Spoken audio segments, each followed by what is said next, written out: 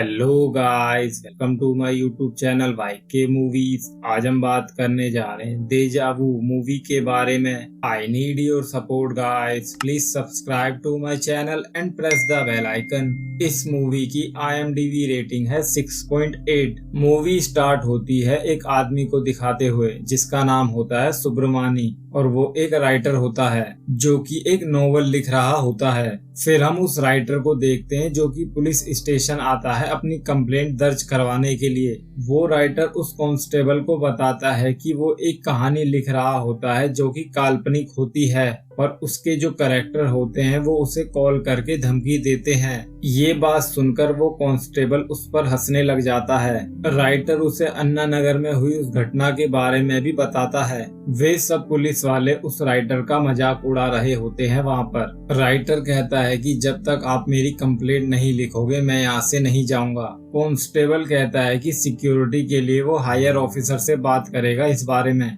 जब राइटर जैसे ही अपने घर पर पहुंचता है तो उसके नंबर पर एक अननोन नंबर से कॉल आ रहा होता है, और थोड़ी देर के बाद हम राइटर को देखते हैं वो शराब पीने लग जाता है वहाँ पर। फिर वो स्टोरी लिखना चालू करता है। जैसे ही वो स्टोरी लिखना चालू करता है तभी वहाँ पर हम एक लड़की को देखते हैं जिसका हाथ और मुंह बंधा होता है और जिसका नाम पूजा होता है। फिर पूजा वहाँ से रस्सी खोलकर निकलने की कोशिश कर रही होती है, पर तभी उन किडनैपरों को पता चल जाता है उस गाड़ी की आवाज से। किडनैपर उसे ढूंढने के लिए वहाँ पर आते हैं पर वो वहाँ पर नहीं होती है। फिर पूजा पुलिस स्टेशन भी कॉल करती है। किडनैपर उसे कॉल करके ट्रेस करने की भी कोशिश करते हैं। राइटर फिर से शराब पीने लग जाता है और कुछ टाइम के बाद वो फिर से स्टोरी लिखना चालू कर देता है। किडनैपर पूजा को दोनों तरफ से घेर लेते हैं और वो उसे वहाँ पर बेहोश कर देते हैं। राइटर जब अपनी स्टोरी लिख रहा होता है तब अचानक से वहाँ पर लाइट चली जाती है और थोड़ी देर के बाद वो मोमबत्ती भी जलाता है पर उसे नींद आ जाती है। अगली सुबह एक पुलिस वाला राइटर के घर पर आता है उससे पूछताछ करने के लिए। वो पुलिस वाला उस लड़की पूजा के बारे में उस राइटर से पूछता है, पर वो राइटर कहता है कि उसे इस बारे में कुछ भी नहीं पता है, और वो कहता है कि आप मेरी सिक्योरिटी के लिए नहीं आए हो।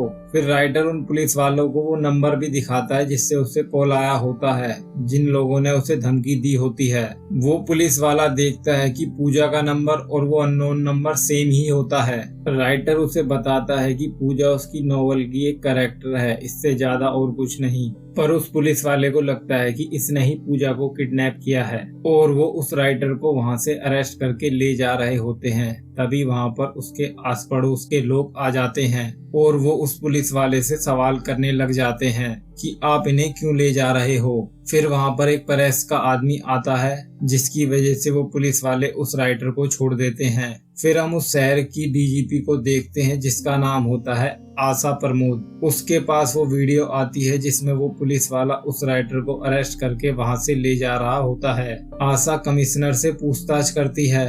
फिर न्यूज में ये खबर फैल जाती है। आशा उस पुलिस वाले से सवाल करती है और वो कहती है कि तुमने उसे ऐसे ही अरेस्ट कर लिया था। पुलिस वाला कहता है कि उसके पास रीजन था उसे अरेस्ट करने का। फिर वे लोग आशा को वो रिकॉर्डिंग सुनाते हैं। फिर आशा कहती है कि तुम उस राइटर को अरेस्ट कर लो। वो पुलिस वाला उस राइटर के घर पहुंच जाता है उसे अरेस्ट करने के लिए, और वे लोग उसे अरेस्ट करके अपने साथ ले जा रहे होते हैं। फिर ये न्यूज टीवी में आ जाती है।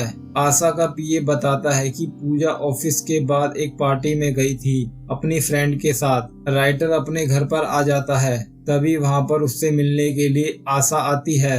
आशा उस कांस्टेबल को कहती है कि इस पर नजर रखना। आशा कहती है कि जो व्यवहार राइटर के साथ हुआ वो नहीं होना चाहिए था। एक प्रेस वाला कहता है कि पूजा आपकी बेटी है क्या?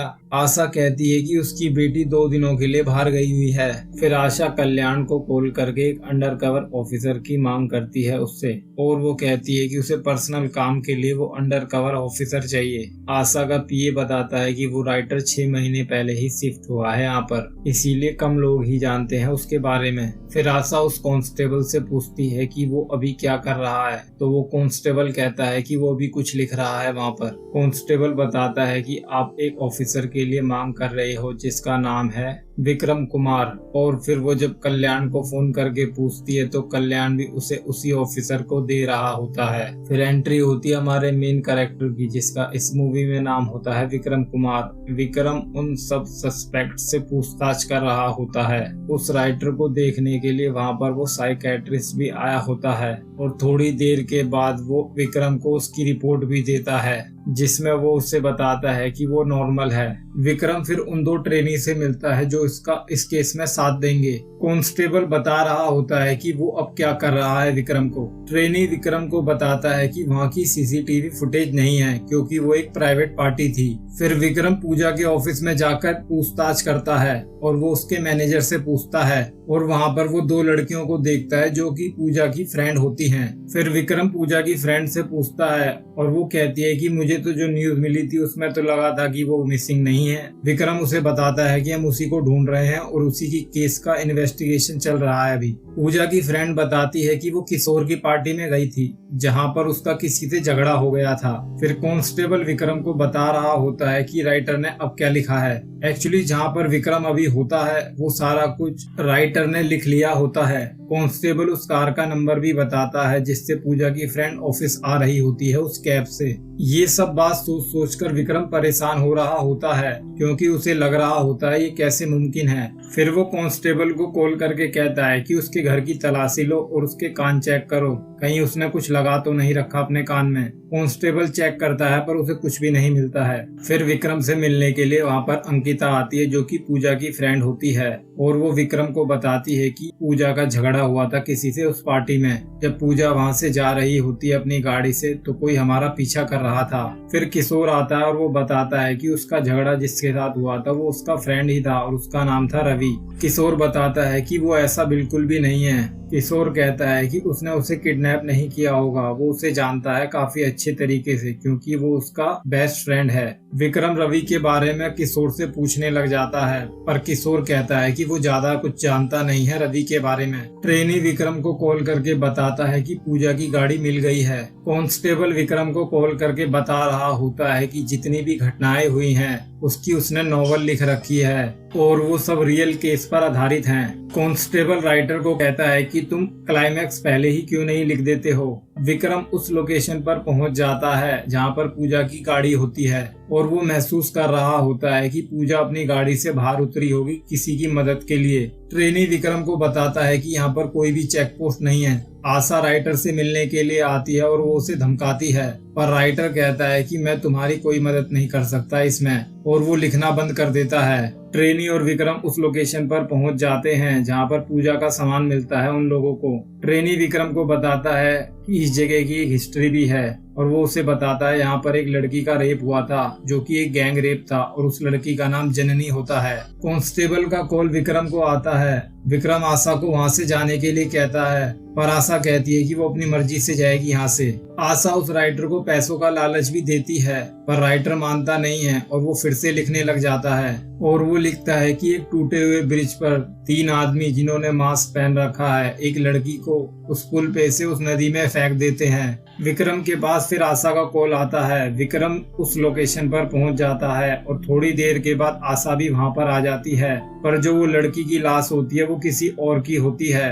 फिर विक्रम उस राइटर को एक लात मारता है और वो उससे पूछता है पर राइटर उसे कुछ नहीं बताता है। ट्रेनी विक्रम को बताता है कि एक BMW कार है जिसका रजिस्ट्रेशन का कुछ दिक्कत है और वो उसी के बारे में जांच पड़ताल कर रहा है वहाँ पर। विक्रम राइटर से मिलने के लिए फिर से वहाँ पर आता है और वो कहता है कि लिखो फिर से तुम। राइटर कहता है कि जब मुझे फील होगा मैं तभी लिखूंगा, मैं ऐसे नहीं लिख सकता कुछ भी। फिर वो राइटर फिर से कुछ लिखता है जिसे विक्रम पढ़ने लग जाता है। फिर हम एक आदमी को देखते हैं जिसका नाम रवि होता है और वो अपनी कंप्लेंट दर्ज करवाने के लिए पुलिस स्टेशन में आता है। रवि कांस्टेबल को बताता है कि एक लड़की को 4 लड़कों ने किडनैप किया है मेरी आंखों के सामने से। एक पुलिस वाला बाहर से आता है और वो कहता है कि तुम सही जगह पर गाड़ी पार्क करके आओ और रवि फिर वहाँ से चला जाता है और वापस नहीं आता है। तभी वहाँ पर विक्रम आता है और वो पूछता है कि वो लड़का कहाँ गया जिसका नाम रवि था। वो कांस्टेबल बताता है कि वो तो बहुत जल्दी में था और बिना गाड़ी लिए ही चला गया यहाँ से। फिर विक्रम उस CCTV फुटेज को भी देखता है जिसमें उसे पता चलता है कि उस लड़के ने जैमर का इस्तेमाल किया होता है। विक्रम को वो कंप्लेंट मिलती है जो कि 1 साल पुरानी होती है और जो रवि लिख कर गया होता है वहाँ पर। फिर आशा उस कंप्लेंट को पढ़ती है और वो कहती है कि ये तो पॉसिबल ही नहीं है। उस कंप्लेंट में लिखा होता है कि मेरा नाम रवि है और मैंने एक लड़की को उठाया है एयरपोर्ट से। जब मैं उस लड़की को अपने साथ लेकर जा रहा होता हूँ तो एक गाड़ी पीछे से आकर मेरा कांच तोड़ देती है। रवि उन लड़कों को समझाने के लिए भी जाता है पर वो लड़के रवि को पकड़ लेते हैं और मारते हैं। फिर वो लड़की बाहर आती है जो उसकी गाड़ी में बैठी थी और जिसका नाम होता है जननी। वो लड़के उसे पकड़ लेते हैं और अपनी गाड़ी BMW में बैठाकर ले जाते हैं वहाँ से। रवि उन्हें रोकने की भी बहुत कोशिश करता है पर वो उसे लेकर चले जाते हैं वहाँ से। विक्रम का ट्रेनी रवि की एक फोटो भेजता है उसके ड्राइविंग लाइसेंस के साथ। फिर विक्रम आशा से पूछता है कि इन तीनों का कनेक्शन है क्या। आशा पहले तो कुछ नहीं बताती है पर उसका PA जोड़ देता है और वो कहता है कि मुझे बता लेने दो। जब रवि पुलिस स्टेशन आया और उसने वो कंप्लेंट उस कांस्टेबल को दी तो उस कांस्टेबल ने उसका फोन और ड्राइविंग लाइसेंस अपने पास रख लिया था और उसे रात भर पुलिस स्टेशन में भी बैठाया था। और इस केस की जो जांच कर रही थी वो आशा ही कर रही थी उस टाइम पर भी। उस लड़की की जो कंडीशन थी वो स्टेबल थी। तभी आशा के पास एक कॉल आता है जो कि एक काफी बड़े आदमी का होता है और वो कहता है कि मैं तुम्हें इस शहर का DGP बना दूंगा पर मेरे लड़के का नाम बाहर नहीं आना चाहिए। आशा कहती है कि वो इस बारे में सोचेगी और फिर हमें पता चलता है कि जिस लड़की के साथ गैंग रेप हुआ था वो लड़की मर जाती है। वो पुलिस वाला वहाँ पर आता है और रवि को अपने साथ ले जाता है वहाँ से। रवि उन तीनों लोगों को आइडेंटिफाई कर लेता है जो उस लड़की को किडनैप करके वहाँ से ले गए थे और जिन्होंने उसका गैंग रेप किया था। पर वहाँ पर उस आदमी का लड़का नहीं होता है। आशा पहले उन तीनों लड़कों को गोली मारती है फिर थोड़ी देर के बाद वो रवि को भी गोली मार देती है वहाँ पर। आशा कहती है कि मुझे इस पर कोई एक्सप्लेनेशन नहीं देना है। विक्रम कहता है कि बीते हुए कल को फिर से बनाया जा रहा है। विक्रम PA से कहता है कि मुझे इस केस की सारी जानकारी चाहिए। विक्रम उस केस को देख रहा होता है तभी उसके ट्रेनी का कॉल आता है और वो कहता है कि मुझे मोबाइल नंबर और एड्रेस मिला है। थोड़ी देर के बाद विक्रम के दूसरे ट्रेनी का कॉल आता है और वो बताता है कि उसका नाम सिद्धार्थ है और वो भी जा रहा है कहीं पर। कांस्टेबल उसे बताता है कि राइटर फिर से लिख रहा है। विक्रम जो भी कुछ कर रहा होता है राइटर उसे लिख रहा होता है वहाँ पर। विक्रम कांस्टेबल से सब कुछ पता कर लेता है। विक्रम रवि के घर पर भी जाता है फिर और थोड़ी देर के बाद वो उस लोकेशन पर भी पहुंच जाता है जहाँ पर सिद्धार्थ होता है। एक गाड़ी से विक्रम पर हमला होता है जिसमें सिद्धार्थ ही होता है और थोड़ी देर के बाद विक्रम सिद्धार्थ को पकड़ लेता है और उसमें से पूजा को निकाल लेता है बाहर। वो PA आता है और पूजा को अपने साथ ले जाता है वहाँ से।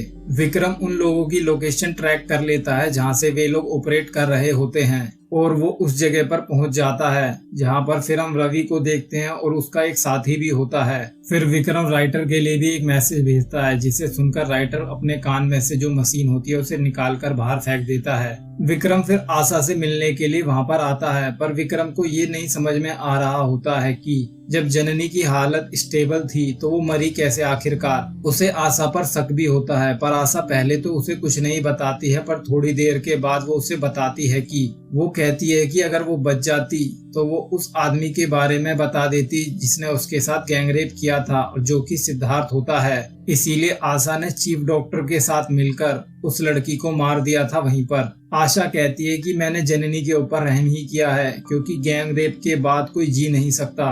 विक्रम उसे बताता है कि उस लड़की का एक बॉयफ्रेंड भी था जो ये सब कुछ करवा रहा है राइटर, और वो रवि तो खाली एक मोहरा था और उसने सब कुछ बाहर निकलवा लिया है उन लोगों की मदद से। आशा कहती है कि मैं तुम्हें अच्छा पैसा दूंगी, मुझे उसका नाम बता दो वो कौन है आखिरकार। और वो विक्रम को कहती है कि तुम रवि, राइटर और सिद्धार्थ को मार दो, मैं तुम्हें अच्छा पैसा दूंगी इस काम के लिए। विक्रम फिर उन तीनों लोगों से मिलने के लिए आता है, रवि, राइटर और सिद्धार्थ से, और वो कहता है कि मैं तुम दोनों को सजा दूंगा। विक्रम बताता है कि तुमने पूजा और सिद्धार्थ को एक ही समय पर किडनैप किया था और तुम लोगों को बताते रहे कि उन दोनों को अलग अलग टाइम पर किडनैप किया गया है। तभी सिद्धार्थ के फादर का कॉल आता है और वो कहता है कि तुम किडनैपरों को मार दो, और वो कहता है कि फिर तुम मुझसे मिलो। फिर राइटर हमें बताता है कि उसका बेटा रवि ही था और वो उससे कह के गया था कि वो सुबह तक आ जाएगा, पर वो नहीं आया। एक कांस्टेबल राइटर के पास आता है उसे कपड़े देने के लिए रवि के, और राइटर को पता चलता है कि उसका बेटा मर गया है।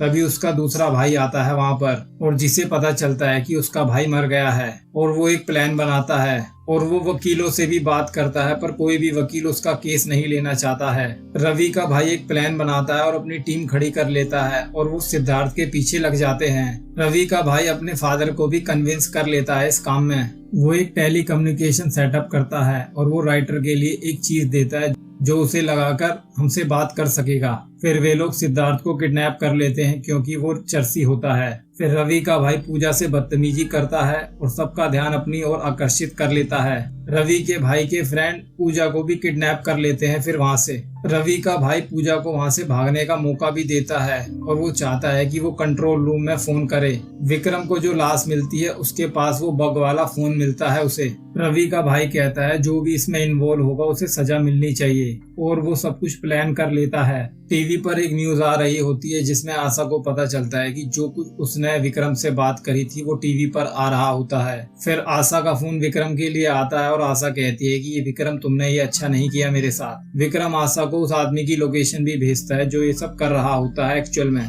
फिर राइटर कहता है कि मेरा बेटा तो वापस नहीं आएगा पर इस सिद्धार्थ को सजा मिलनी चाहिए क्योंकि इसने गैंग रेप किया था उस लड़की का जिसका नाम जननी होता है और राइटर चाहता था कि इसे सजा जरूर मिले। पर सिद्धार्थ कहता है कि तुम मुझे सजा देने वाले होते कौन हो। तभी विक्रम वहाँ से जा रहा होता है। तभी विक्रम गाड़ी पीछे लेता है और अचानक से गाड़ी की रफ्तार तेज करके सिद्धार्थ को उड़ा देता है और विक्रम की आंखों में एक अजीब सा गुस्सा दिख रहा होता है हमें। फिर आशा के बाद असली विक्रम का कॉल आता है और वो कहता है कि मैम मैं आपको 2 दिन के बाद रिपोर्टिंग करने वाला था पर मैं अभी आ रहा हूँ आपसे मिलने के लिए। फिर हमें एक पास्ट की स्टोरी दिखाई जाती है जिसमें हमें पता चलता है जननी का जो बॉयफ्रेंड था वो विक्रम ही था और वही ये सब कर रहा होता है बदला लेने के लिए। जब जननी का गैंग रेप हुआ तो वो उस डॉक्टर से भी मिलने गया था वहाँ पर और वो डॉक्टर ने कहा था कि उसकी हालत स्टेबल है। फिर वो उस डॉक्टर से रात को आकर मिलता है और वो बताती है कि आशा आई थी और चीफ डॉक्टर ने आपस में कुछ बात करी और हमें वार्ड में शिफ्ट कर दिया। उसके बाद क्या हुआ हमें कुछ भी नहीं पता है। फिर विक्रम इस केस को अपने हाथ में ले लेता है और अपने तरीके से हैंडल करता है और वो असली विक्रम की जगह खुद विक्रम बनकर चला जाता है। फिर आशा अपनी बेटी पूजा से भी मिलने के लिए जाती है पर पूजा उससे मिलने से मना कर देती है। थोड़ी देर के बाद हम आशा को देखते हैं जो कि सुसाइड कर लेती है वहाँ पर और इसी तरह इस मूवी का एंड भी हो जाता है। Please subscribe to my channel and press the bell icon. Thank you guys for watching my videos.